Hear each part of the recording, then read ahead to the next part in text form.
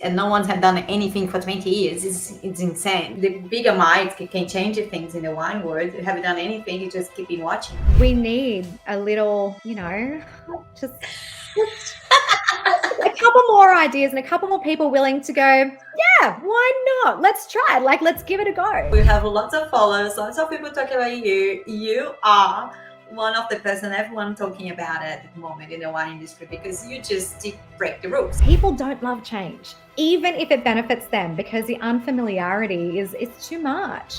Wine consumption has gone up and ready to drink products have gone up. So when you combine wine in ready to drink pouches, it's inevitable that it's going to happen. The customers tell us what they want, but we don't do it because we don't listen to them. After my experience of working for one of the biggest retailers, and I started to listen to the customers more, and that's how I realized I was like living on word. It was like a wine bubble there is one word and the customers decide was the other word. I felt like it was time for us to step out a little bit more in the wine industry, do something that was gonna, instead of compete in the same lane, I wanted to create a whole new lane. We need to do something yesterday, not wait for tomorrow. Hi guys, this is another Vino Visionary episode, and with one person I'm a really big fan, Katharina. So she is the founder of Why Not the Brand. Katharina, welcome to Vino Visionaries. Very, very happy to be able to talking about what you created to the wine industry. Thank you so much for accepting that invitation. I am so excited to be here. Thrilled. So the story how we started talking about your brand, it actually was in the LinkedIn and the webinar I did with Chloe, because we just started to talk about innovative people in the wine industry. And Chloe said, oh my God, I am a big fan of Katharina. Katharina have done something completely different in the wine industry. And then we started talking, and in many comments started coming to, oh yeah, the wine, not the brand. Yeah, she's fantastic. And everyone started talking about you. And then I sent a message to you afterwards. It's like, do you want to come to the Vino Visionaries? Because it was actually a thing. In this webinar, we actually spent, I think, like 10 minutes talking about your brand, what you created. And that's one of the reasons I was absolutely reading everything I could find on the internet about you and about your brand, because I think it's absolutely very innovative solution for the wine industry. And then what we need is like a new ideas to engage you with the new generation. And then I think that's exactly what you did. So please explain to us, you just sold everything, like for the first time you actually, like when you actually released the Winding Up the Brand, you sold everything in 24 hours. That's right. Yes, I used to sell bottles like everybody, and that was going great. Then I moved from Canberra to the Gold Coast to be with my now husband, and life was very, very different here. And that was just before COVID happened. And I know a lot of the people that are watching your podcast are business owners who can probably relate to this next one. When COVID hit, all of the shipping prices went up. So for those of us that were shipping bottles, 7, 8 kilos each time was heavy, and it was really, really expensive to ship. And then on top of that, people were trying not to drink. It was a weird time to be alive and to be in alcohol. You wanted to advertise, but you couldn't advertise. There was all these legalities around it. People wanted to drink, but they couldn't. Like, it was a weird time. And that's basically when we came up with wine pouches, because I wanted to reduce the packaging weight of wine. I wanted to save on my shipping costs because it was absolutely destroying me. I wanted to create something that was different because I felt like it was time for us to step out a little bit more in the wine industry, do something that was gonna, instead of compete in the same lane, I wanted to create a whole new lane where I could just go and run free. And at the same time, my husband and I were going out on the jet ski and the boat, and I would always take wine with us, but he was constantly panicking that the bottles were going to smash as you go over the waves. And it just wasn't practical. Island life, sand, beaches, it doesn't work with bottles and glasses. So all of that combined is how we ended up coming up with wine pouches.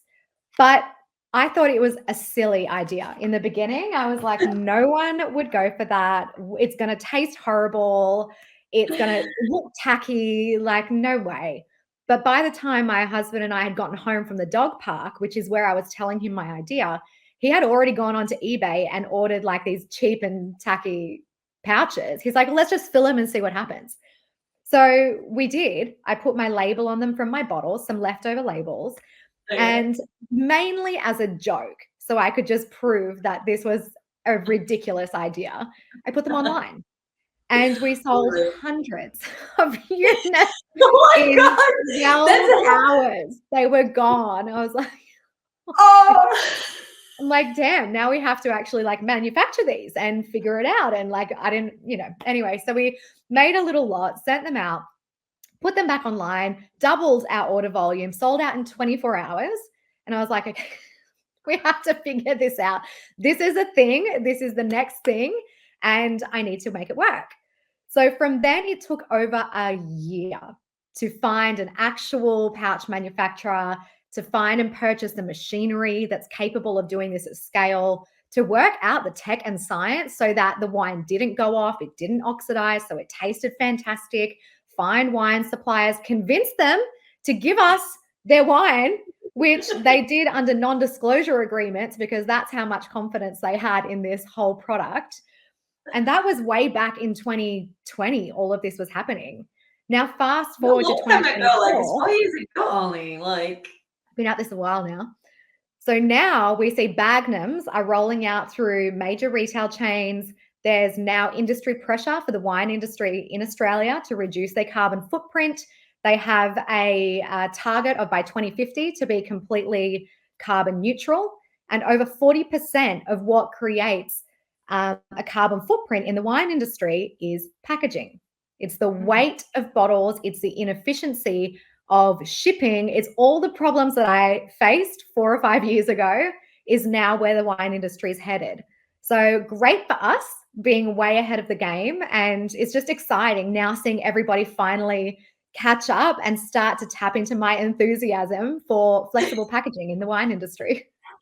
But yeah, I think just you, like you see like big brands doing the same thing. Like, why not we doing 500 ml? Why not we light bottles? Why we still keeping the heavy bottles? Like, what's most important is actually what have inside. It's not about like and it's friendly. Like, it's friendly with the things we facing now, like the sustainable problems, because if you're not, we won't have a good future, but also for money as well, because shipping is costing so much money. Bottling is expensive and it doesn't get recycled. This has been the biggest challenge, and this is the biggest challenge with this industry, mark my words. I don't know what it's like where you guys are, but in Australia, the recycling system, not so good. It's not very advanced at all. So consumers will choose bottles every day of the week because they think it's more eco-friendly, because they look at the end result where they get to put that bottle in a recycling bin and they think it's actually going to be recycled, it's doing good for the earth. They don't realize all the intricacies around removing the cap, removing the label, all the things. It's not actually going to get recycled. And then the manufacture process to create bottles is so incredibly energy intensive. So there's a long way to go when it comes to educating consumers, but it has to start with the winemakers. You can't have winemakers refusing to put their name on pouches. You just can't. Like, we need to actually drive this industry forward to help ourselves in the future. So that's probably one of your biggest challenge, yeah? Like to be able to find producers where you wanted to work with you, because they just see a very close mindset. They don't want it to be part of this. For more, you show a solution in 94%. I think that's what I read in your website. Like 94%. Yeah, packaging weight reduction. Yeah, significant, wow. Huge. It's huge, yeah. And probably is one of the biggest challenges. And the more when you started, I can imagine like people just say no to you. Look, I started in this industry when I was in my early 20s. I had Yeah. no background in wine. I've been in sales and marketing for 12 years. And I started thinking that it would be easy to start a wine label. So I've been growing up in this industry, but not having a background in wine, not coming from the wine industry, not having, family in wine, not having connections. It's been really incredibly challenging just to stand here long enough where people go, okay, she's not going away. Like maybe we should listen to what she's got to say. And then adding on to that, innovating with a product like this, which is valuable, but it's challenging, when you don't have that backing. So at the moment, we've gone for an innovation grant with Wine Australia. So we're waiting eagerly to hear the result of that, whether they're going to back us in the pursuit of this project. I'm also negotiating with a couple of winemakers to start co-packaging, because when I spoke to major retail groups, they also wanted to see that we had partnered with a major wine label so that they can back what we're doing, our concept, but their name. So there's a lot of disadvantages of being small, innovative, new, female, young, all the things. But I also think it's what's most powerful. Once I get over all the hurdles and once, we've got it to where it needs to be, I think that will be a major part of this story. Yeah, but it's always a start like this. Any good ideas and good business is not an easy path to go. If it is hard, I know, I understand, because I am the same way. Not because I created why not like not packaged, but it's like you talk about innovation. You talk with people like with the open mindset. It's not like what people expect in my industry. Yeah. So It's hard it's to always ask people to change. yeah. Systems, I feel like people in general, like I've studied a lot of psychology, business, mindset, all of that. You have to if you're in sales. And people don't love change, even if it benefits them, because the unfamiliarity is it's too much, especially when there's a lot of moving parts and there's systems that are working, and then there are people that are reliant on different incomes. I understand why people are hesitant to it, but it has to happen at some point. And I think the wine industry in Australia, anyway, is sitting back and just watching. There's only two of us that do this in Australia, two different companies, and we have two different brands and we do it very differently. And people are sitting back and kind of watching, going, is it going to work? Is it? We get phone calls and emails all the time of people wanting us to take the risk, us to manufacture, us to do everything, and then they can just see how it goes. I'm like, no, you're in with us or you miss out on this industry. But change is Yeah. hard to ask for. Yeah. And then how were you actually with the size? Did you have done any studies before? Like, because that's another thing as well. We come away for like the portion we want to, because no one's wanted to become drunk anymore. We don't want to drink the whole bottle anymore. Mhm. And I think it's easy package we can take to the beach, or we can take it to, like you said, like a ski, whatever. Like if it's just a glass of wine, you can just have that glass of wine without to have to carry the whole bottle. And but how, because like how do you come up with these? Because I think probably most of people haven't You come want to know across in the their true mind like story? 150 ml. Like it's so hard to measure that. Like because you started with 250 and after that you did 150. Yeah, so that's you Yeah. started making like the Yeah. size. What are you drinking You'll anyway? laugh. It wasn't very scientific. Do you want to know the story of how it Yeah, I happened? would like to. Yeah. When I decided to do pouches, I couldn't find a manufacturer. At that time, there was no one doing this. It wasn't on the internet. You couldn't Google, like it wasn't there. Now they're everywhere. So at the time, what I had to do was go to the supermarket, and I went and got and purchased every single item that was in a pouch. And I looked at the quality of the pouch. I looked at how it was printed. I looked at where it was printed, and I probably went through about 15 different yogurts, tomato sauces, barbecue sauces, God. anything that was in a pouch, until I found one with a manufacturer on it. While I was touching and buying all these pouches, that gave me a really good indication of what felt good, like tangibly. I was like, this feels good. This is too skinny. This is too fat. That's too small, blah. And when I finally found a manufacturer, that's how we arrived at 250, because I was like, well, this feels good. It looks good. It's 250 mils is 1/3 of a bottle. I can put 3 of them together and then that's a bottle. That makes sense from manufacturing side as well.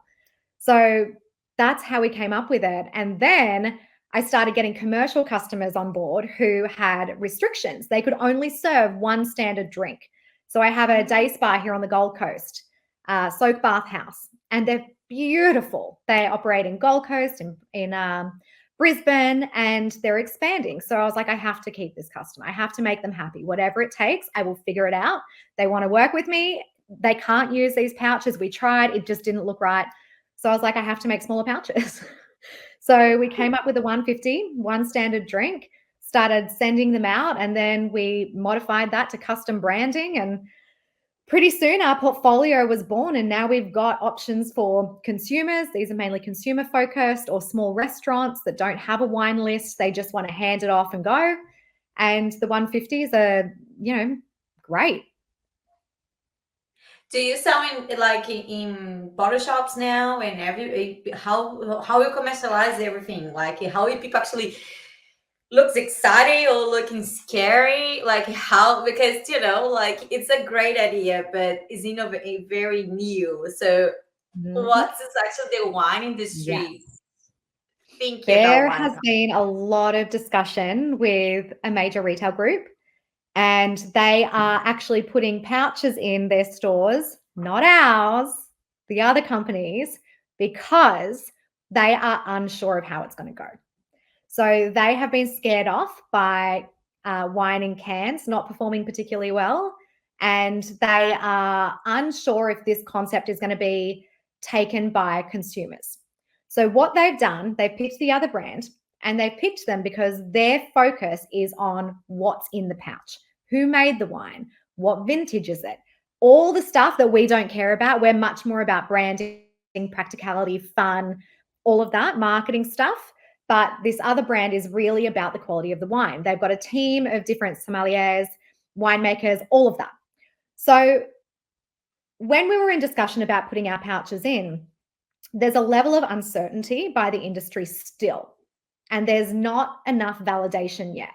So because Bagnums have only just rolled out in the last 12 months, they're now going to look at smaller pouches.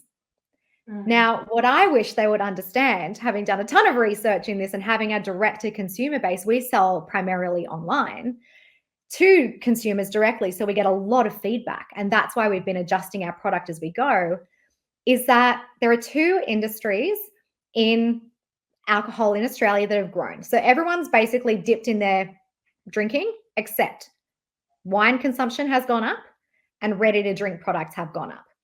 So when you combine wine in ready-to-drink pouches, it's inevitable that it's going to happen because, like you said, people want to drink less. There's a new crowd coming in who want to try wine. They don't know bottles. They don't know the classics, and they're open to something. But it has to look good. It has to look cool, and that's a major reason why people pick us. That's one of the top feedback. It's just so cute. And oh my God, P.S. it tastes great. So retail, I think, is coming. I'm really curious to see how this other brand performs. In the meantime, I'm going to go directly to the major retail's competitor and pitch straight to them, be like, well, they take them, you take us, and then we're both in. So wish me luck. But yeah, it's been interesting. But I think it's the people making the decisions. They're men in their 50s and 60s. They're not our target market. So I think it's a bit of timing, uncertainty, and just people not wanting to change again. Yeah, and I think that's you're very different. So what's the idea you bring? You don't really want to touch so much about vintage, because that's probably one of the things is very confusing for consumers, because they believe if the 2018 vintage was good and 2019 was not good. So it's like they scary to buy the next vintage because they don't know if it was the same as the other one. And I But think that's one style of consumer. So I have never in a million years, ever since I've drank wine, walked into a wine store and looked at vintage. Never. I've only ever looked at, what does a label look like? how much does it cost? And then I'll grab it, turn it over, make sure there's no milk products because I'm dairy intolerant. So I've got to make sure it's vegan. And then, and only then will I go, okay, what is it meant to taste like? And if it's like dark notes of cherry, I'm like, well, I'm looking for a specific flavor profile. And most of my friends are the same. None of us know wine. None of us care. It's what does it look like? What's the price point? And is it drinkable? And that's basically how I found it. Why not? On those three principles of what people actually care about in my category of wine drinkers. And my category of wine drinkers buy wine every week. They drink wine every night with dinner. They're regular consumers, but the price point has to be right and the aesthetic has to be right. Yeah, and then they don't really care about the vintage or these like where they want. Yeah, they don't know. Yeah, that's a very, very good point. And then that's probably why you bring something very innovative, because you are from outside of the wine industry. You can see when I started, we are inside of the wine industry, because I'm an outsider, but it's good because I don't have that attitude. And I remember when I first started this, first started, and I was doing all my research, and I was like, oh my God, I'm going to have to go do all my wine qualifications. And then I thought, I was like, no, I can't do that because then I'm one of them. And once I'm one of them, I can't unlearn. I can't unlearn that. I can't unlearn how important the soil is. Like I'm a user of the product. I don't need to know all of that. And it's been this constant tug because people love to ask me about the wine on interviews like this. And I'm like, who cares? Like, we're not like, sorry, we don't. We actually just don't. Like, it's got to taste good, obviously. But yeah, it's been a really interesting. I love it. But I think that's why I'm great in this space. Sometimes you need somebody from the outside to come in and go, why? Why are you doing that? But I think it's so right, because I feel like after my experience of working for one of the biggest retailers, and I started to listen to the customers more. And that's how I realized I was like living on word. It was like a wine bubble. There is one word, and the customers decide was the other word. And that's why that's why it's like, I gotta leave this job. I gotta do my thing. I don't believe anything else in here. I don't want to live in this money bubble. Can we just listen to each other and then just talking to each other? And then we just giving this bubble, and then became small and small and small, because the rest of the population. And then that's who they're marketing to. They're marketing to themselves, the person who cares about the legs and the tannins. And a regular consumer like me is like, you're scaring me. I don't know what you're But not just you, because my friends the same. And then there's like asking my friends, like, do you read magazines like the Kenta magazines? Like, what? Which time magazine? And it's like, and then the same like happened. That's what happened to me when it's like I work always in the winery, so we have this mindset. And then usually the people going to the wine is actually having more knowledge and then making all these questions. So that's why you end up in this wine bubble. Yeah. That's why you think everyone else cares about the same thing. Yeah, because we just think that everyone's care about what you care. Of influence. And then when I went into work in completely different environment, when it was at the retailer, we have 7,000 customers every week from different people. People buy 1,000 bottle of wine, and for people buy $5 of wine. I have this amazing conversation, and I'm the type of person actually talking to you, listening and reflecting, like what is this person thinking, and what they have in the back of my. And it's like, wait a minute.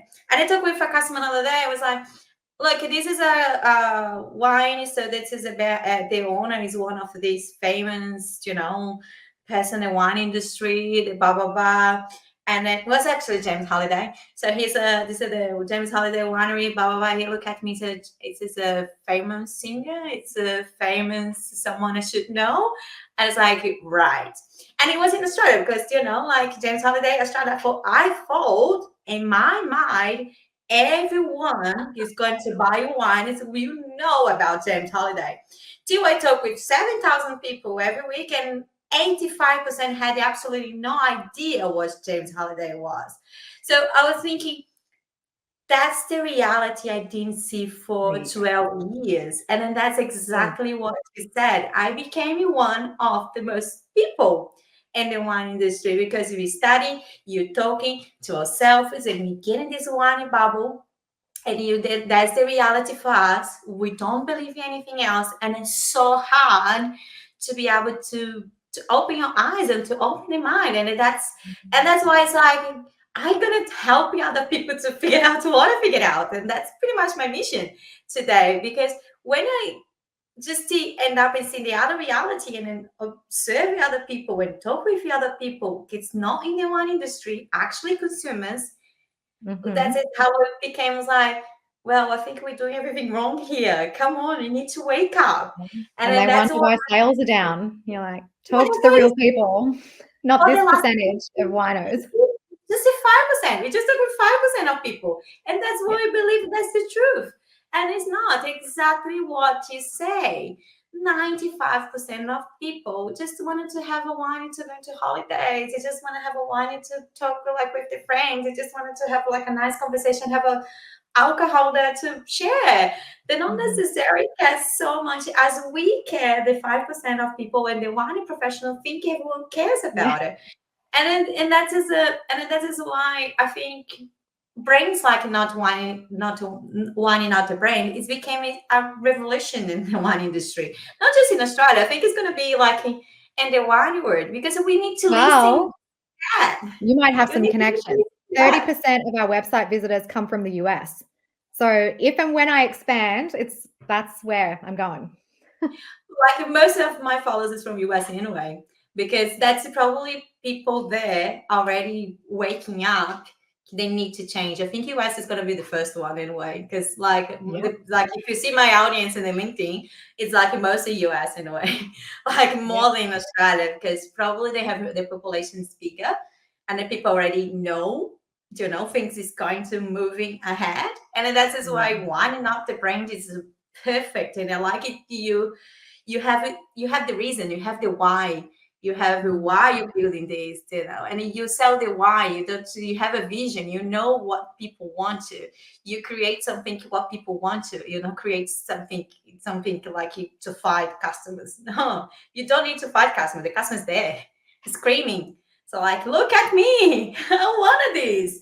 So, and then that's why the wine industry they don't see like if the customers tell us what they want, but if we don't do it because we don't listen to them. And then that's, I think, is at the main point. And that's why you sold to 24 hours Yeah. everything. Because it's like, and it was such a joke. You don't even believe you're going to sell anything.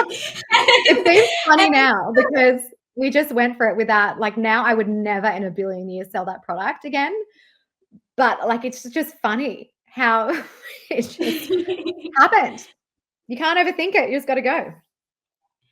So, and then now your distributions, and you sell lots of things online, you get more attention. Your break's quite new still, because if you started in 2020 and you still have a 1 year to develop it and everything, it's things is happening, but like all the businesses start more slightly slowly, but at least you have a vision and you know your market very well. You know the why you bring this, because you know people want to.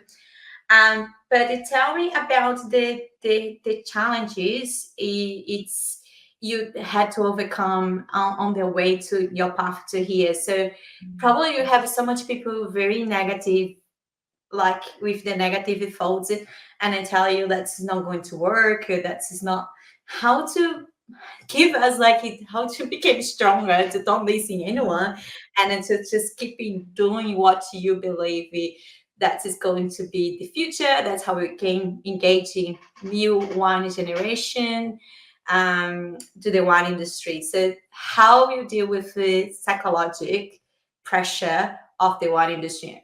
Yeah. I think that same attitude of, I am here to serve the consumer. I'm not here to be patted on the head by the wine industry. I listen to the facts. I do my research. Numbers are not an opinion. So when a vineyard refuses to sell me wine or tells me that I have to put a non-disclosure in there and never mention their name ever, because of how little they believe in this concept, that hurts. That sucks. That's infuriating. And it's expensive because it forces me to source wine in ways that are not cost effective by not having a great relationship with somebody that I can partner with. So that's been a real challenge. And we'll get there. We'll find somebody that is willing to work with us on a longer term basis, and then we can talk more about that. But the way that I get over that is really by looking at the consumer needs. When I show people these wine pouches, when I go to networking events, or somebody finds the brand for the first time, or someone's ordered online and leaves a review, it's only ever positive. It's only ever positive. When somebody sees these for the first time, they grab them and they freak out. They're like, oh my God. And then they tell me 15 different reasons they're amazing. And every time it's the same, like, energy. That's what I focus on, not someone who's been in the wine industry for 35 years, is unwilling to change, is not my consumer. And I've had meetings where people have told me, oh, thanks, but no thanks. And oh, it's all right, sweetheart, you'll get there. That real condescending bullshit. And I just say, you know what, that's fine. I actually don't care about your opinion because you're not my target customer. And they're like, unsure what to say, but it's true. So I think knowing that to my core, and knowing that I just know that this is the way, I just know that this is a thing, and having that feedback constantly from the consumer, who is who I'm here to serve, it helps. But yeah, it's been really frustrating trying to build that supply chain out in an effective, efficient, long-term, scalable way, and just not having people want to participate in that because the concept isn't proven. But the concept won't be proven until somebody proves it. And that's me. But they won't into it until it, do you know what I mean? Like, it's this chicken or egg scenario. And I think my husband always says that you just got to find the right person to talk to. If somebody says no, they're not the right person, I think there's going to be a lot of butthurt people in 5-10 years when we've established this in multiple countries. It's maybe we've become a manufacturing. Oh, we're back. So yeah, sorry, there's a little when bit. we're further ahead, I think there's going to be a lot of upset people. Yeah, I think like everything else in life, to be honest, not just in the wine industry, when you start something new, always you have these people pushing you back, and then it's also like almost like people putting things in your head, just like, no, go away, go away, go away. And you need to be very strong, like very, very strong, and to say like, no, I will keep going. And until they actually things change and things became a thing, and things start to change completely in the whole industry. I think that's how the path it is. If you see like all the business owners in the past, they had something very similar. Even like singers, think about bottles in Australia. And just was famous. If you think about the revolution of bottles with a cork versus bottles with a screw cap. Now in Australia, we basically only use screw cap, but back in the day, oh my God, it's going to ruin the wine. It's terrible. How could you? It's the biggest, no. And now look, in Australia, we use majority screw caps. Why? Because it's better. So I think this is going to be something like that as well. And it's just a timing thing. You just hang around long enough, you keep going, and eventually it all falls together.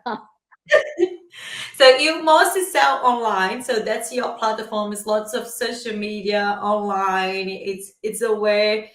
It's actually where your target market is, and in some way, yeah. Because we like yes and younger. no. Yes, we started online, and it was great. It's fine, but I see this product more so, if I could prioritize them, where I'm focused on right now is airlines, festivals, and stadiums. So airlines, it's very interesting. Yes. Yeah, there's a lot of cups, rigid cups, and small bottles, which are not energy efficient. They're not easily recyclable. They take up a lot of space. There's a lot of efficiencies in those three categories in particular that I think wine pouches could really easily solve. And a lot of those industries have a regulatory requirement to reduce their carbon emissions. And they're scrambling. They've done all the big things that they can, and they're now trying little things like pay an extra dollar and offset your carbon in ticketing. Like just weird things like that, which are not really going to work. So I feel like this could solve multiple problems from the consumer perspective, but also from that industry regulatory requirement. So while direct to consumer is fun and it's where I am right now, maybe we'll go with that. But my preference is really to solve problems on a larger scale. Other question as well, like the package and the wine, they oxidize and things. You told me like you need to do a lot of research and tests, etc. to find. Could you find the right solution, or we still research for something better? What's is the aim and what's the goal? Did you get at what you want, or you still wanted to improve that? Good question. We are still pushing forward in research and development. So our first product was a wine pouch. Great, reduces packaging weight by 94%. All the things. That's great. Novelty, whatever. However, again, in Australia, we don't have a great recycling system. Because the pouch is made with multiple layers of materials, it's not easily recyclable. It's not. So the end life cycle, not ideal. Manufacturing side of it, brilliant. Freight and transport, amazing. Practical use, 5-star. End of life, not so good. So we then went, okay, well, we need to improve on this, because in Australia, we had a company called Red Cycle that was recycling plastics, essentially. Now, when Red Cycle collapsed, a lot of our consumers hit pause until there was something else figured out. They were not willing to use a product that was made with plastic. They weren't educated on the manufacturer. They don't care. They only care what happens from then on. Fair enough. So we've now adopted a post-consumer recycled pouch. Our new pouches are made with recycled materials. Again, better, still not perfect. End life cycle, still not perfect. Still doesn't fit into the Australian recycling system. So now we're pushing forward. This is what the Wine Australia Innovation Grant was about. Hopefully, again, that we get to participate in that. If not, we're going to do it anyway. We're looking at finding materials that are able to be put together in such a way that they preserve the integrity of the wine. The practicality is still there. The quality is still there. But they either work in the Australian recycling system, which we're working on designs and different concepts at the moment, or they're actually able to be put back into the earth, which is less likely considering we're working with alcohol and, science hasn't really come that far. There's plenty of biodegradable products, but they're not suitable for alcohol and liquids. So we're partly there, but we're not all the way. To make a perfect, unicorn of a product, there's still some work to be done. But I don't think that should discount how far we've come simply by moving to pouches. Yeah, because you already 94% of your weight is already like you already help the sustainability, and you work with non-alcoholic wines as well. Yeah, so you actually have. We tried non-alcoholic wines, not so good in pouches. There's not enough alcohol stability. It's too sugary. They ferment and they blow up. Oh, really? So if you want to send a prank to a friend, send them non-alcoholic pouches because they will explode at some point. Okay, so that's something can improve. We got to work on that. Yeah. So tell us, thank you so much for the interview. It was very valuable, and I love to hear your stories because I feel very connected with lots of things you said in this interview. But tell us, for the wine business, watching this podcast, and then I know lots watching or listening to this podcast, they probably need to hear from someone like you, at least 3 tips how we can actually build your wine brand in 2020, because you did that very fast, because you just come something completely different, and you have lots of followers, lots of people talking about you. You are one of the person everyone talking about it at the moment in the wine industry, because you just break the rules. You just come on like along and so like, guys, that's what I believe. I'm standing out for that. There you go. I'm going. But that is a very good sample, like for us, like a person to follow, to think the way you think. I wanted to be able to ask you to give us some tips, like for your research, for your experience, for everything you have done so far. It's amazing you have some in marketing and a sales background, because that's what we need in the wine industry.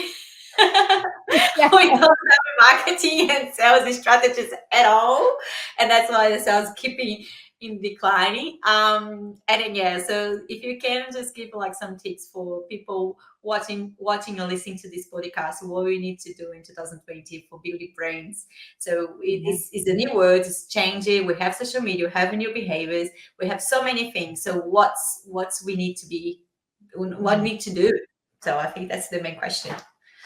Yeah, I mean, I've learned a lot. So originally I started the brand in 2016. So I've been around a while, but a lot of that was dormant, wasted time, figuring things out, hitting brick walls, unsure of what to do, who to do, finding networks, connections, just figuring out the wine industry. But I would say that our business really kicked off from wine pouches, which we launched 2 years ago. So definitely, if I could have my time again, if I could do things differently, I would.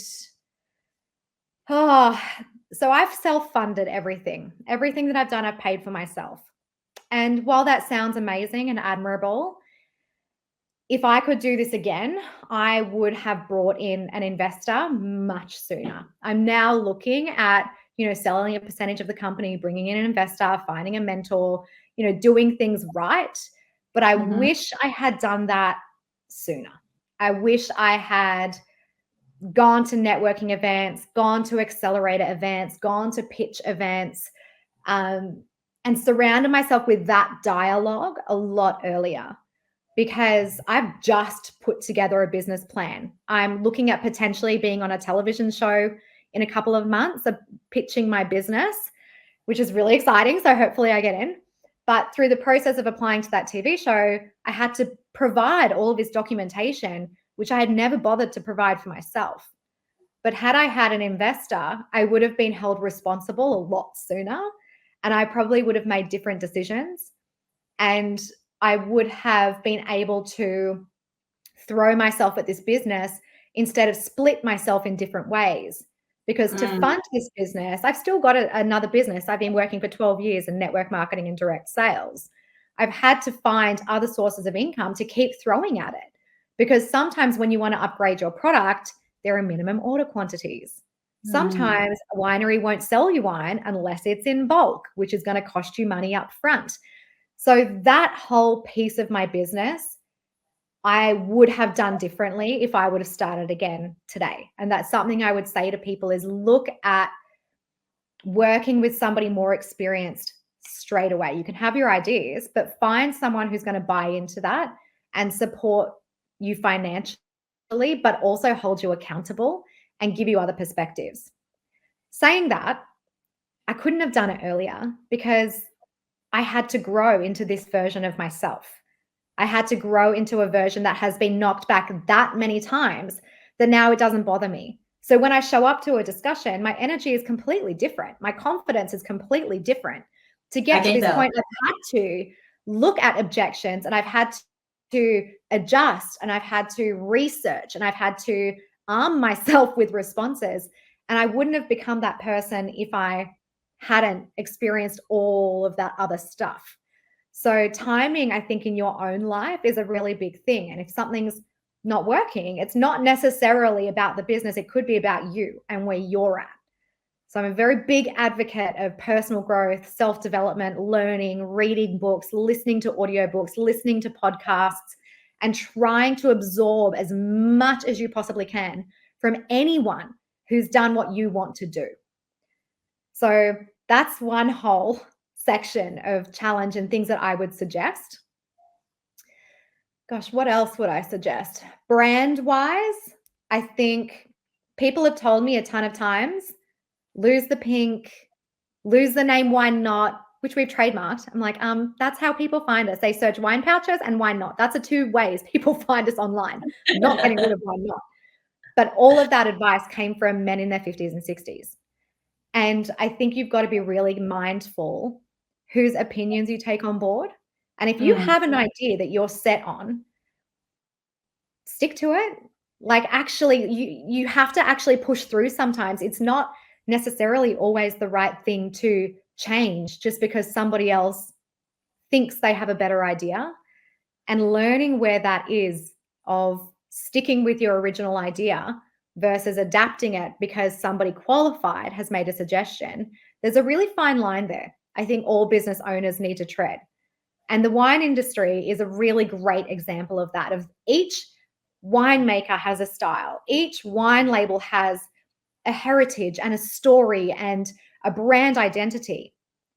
But they have to mix that with what's happening in the real world, which is millennials are now the ones buying wine. Like, adapt, make your labels look better, tell a different story, be in different places, have different experiences. You can't keep marketing to the generation who was buying your product because times are changing. So being able to adapt and really figure out how to stay true to yourself while listening to what's happening in the world is also challenging, but I think very important. yeah, I agree. And you can't not doing the same thing over again, because it's, Yep. to be honest, it's not working. The system we have today, it's It's not not. working. It's not. No. It The did, but client says for 20 years, and no one had done anything for 20 years. It's insane. Like, yeah. you know, with the bigger minds can change things in the wine world. You haven't done anything. You just keep in watching. You know? And then now we But have we the. I need think people in it was the power. what? We Sorry? need, we need millennials in the industry that see things from a different perspective.